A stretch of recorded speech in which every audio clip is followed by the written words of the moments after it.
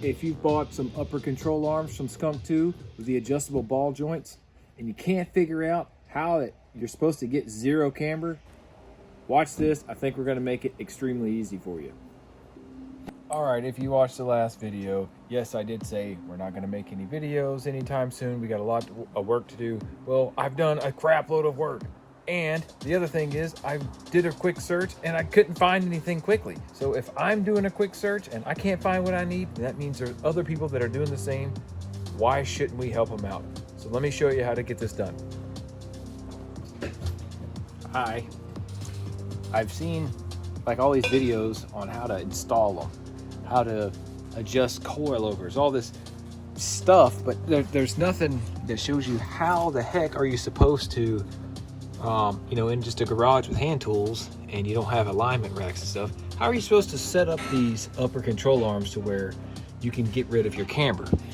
Okay, so one of the first things that you need to do, aside from buying the Skunk2 upper control arms with the ball joint that has the ability to go in and out and adjust for camber, is you need to get on Amazon. And I'm becoming less of an Amazon fan as the days go by. For various reasons, but they still sell this it's like a $15 camber tool that has basically a level in it, and it, you know, if you set this onto it, you can use, like, I can't use the hub here because of all this, but you can stick it on your brake rotor as long as you don't have a lip, and mine's got, it's not a huge one, it's just enough to where it's like my pad's smaller than the rotor. So this is not getting rubbed down like this is. I need new rotors. I mean, look at that. But anyways, you take this, you stick it on a flat metal surface, as long as you don't have any kind of burrs or anything weird sticking out. Okay. And then what you do is it's got this level here. And this lets you know that you need to go a little bit this way. Just twist it and get this thing where it's somewhat level there. And by the way, don't just take this thing out of the box and assume it's going to work perfect for you. You have to understand there is a dial on the back. By turning this knob, you're actually adjusting the angle of this. So if I twist this, this side is going to raise up or down. That's for you to be able to basically calibrate this tool. So when I say a flat surface, you really can find any surface. You want to focus on anything that's exactly vertical, that's true vertical.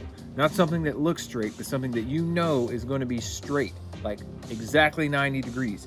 If you can find that, put this on it and then calibrate this to 0. That way, you know, when you put it on your car, you've been able to calibrate this to something that is truly 0. Okay. All right, perfect.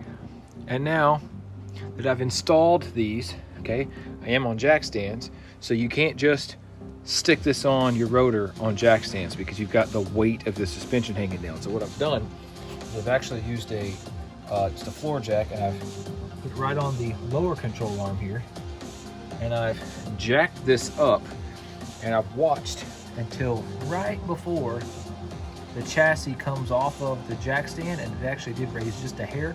So I lowered the floor jack a hair to where this should be how the car sits if the tire was mounted and it was sitting on the ground.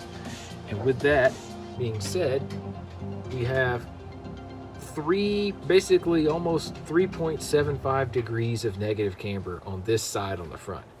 So this is how you know you need to take this and unloosen up these 5mm Allen screws, and we will pull this entire spindle out this way to compensate for our negative camber. And I'm going to do that, and I'm going to check it again just to make sure I'm not some wise ass who thinks he knows what's going on.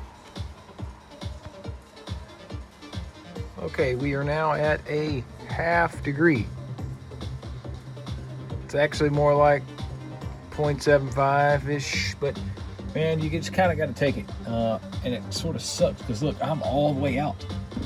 Like I can't bring it out anymore. Just to let you know some of the context. We were on a 91. Is this a 91? It's a 90 or a 91 Integra. It's a DA Integra. Oh, and we're running these 15-inch NK RPF ones. I don't know what size tire they're on. Awesome ones. But it just sits so low. So I don't know. If that's all it goes, that's all it goes. So we'll take a ½ degree of camber over almost 4 degrees. So let's see what we can find on the other side. Actually, I'm probably going to go ahead and set these before I install them. I'm just going to go ahead and pull the other side all the way out, lock them down, because it's going to be a lot easier. This rear nut here is really hard to get. I'm using some decent tools here. We've got the socket Allen keys here, so we can fit 3 of them. But this back one, it doesn't sit flush, so we're actually having to use, you know, a 5mm Allen key, which you just don't get the torque on that because it's, you know, it's not as big. So let's see what the other side looks like when we just go ahead and set it and install.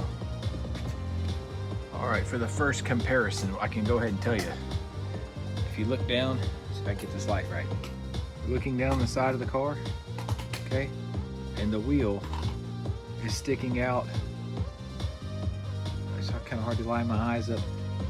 Maybe 10mm, ½ inch or so, right? Okay, now let's check this side out. Again, it's not on the ground, it's up in the air. This one, it's like flush. Okay, roughly. So that lets you know that the top is about a ½ inch to 10mm out once it's corrected. So as you can imagine, I mean, if this wheel were to sit like this on the ground, oh, it'd be perfect.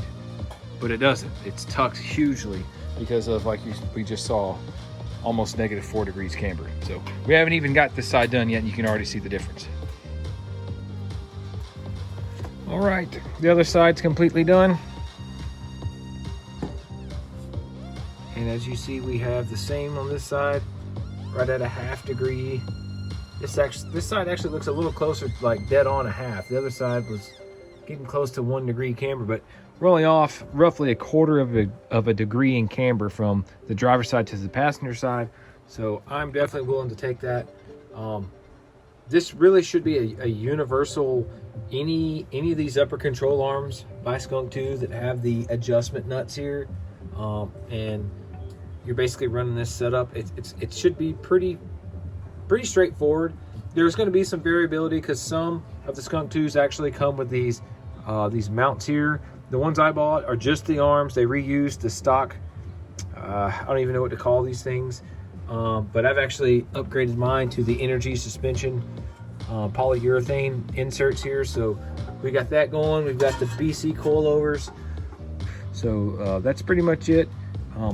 If this has helped you out in any way, all you got to do is just comment below. Hey, I subscribed, appreciate it. And a big shout out to some OG homies of mine. Is that a booger on my finger? No, that's just some dirt. Shout out to Kevin and Andrew. Appreciate the following and the subscriptions. And if you have any questions, like maybe you have a different platform like a Nissan, a Toyota, a Scion, something, then post some questions up. There might be some like the community can help you out, because I'm sure several people are going to run across this accidentally and they're like, man, that was cool. So let us know if you've subscribed, and we'll give you a shout out.